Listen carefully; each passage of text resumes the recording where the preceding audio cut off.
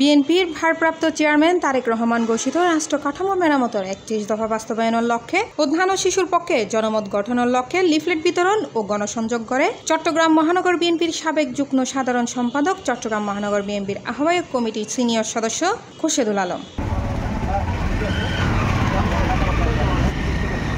অক্টোবরের ১২ তারিখ রবিবার বিএলএ উপজেলা সদর ইউনিয়নের ৮ বাজার শপিং মলত যায় জনসাধারণ হাতে এই লিফলেট বিতরণ করে ও মত বিনিময় করে উনি। এই সময় অন্যান্য দলের মধ্যে উপস্থিত আছেন উপজেলা বিএনপির নেতা অধ্যাপক নাজিম উদ্দিন, ডাক্তার বাবর, আব্দুল হালেক, মোহাম্মদ ইসমাইল, আবু সায়েদ, মোহাম্মদ বাবু, শাকিল, আবু সৈয়দ সহ উপজেলা বিএনপি, যুবদল ও ছাত্রদলের নেতাকর্মীল।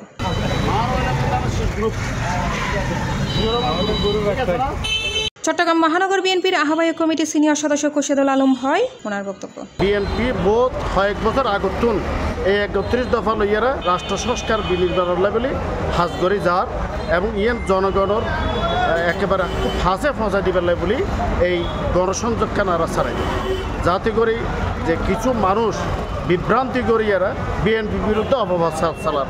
C+ TV, Chittagong.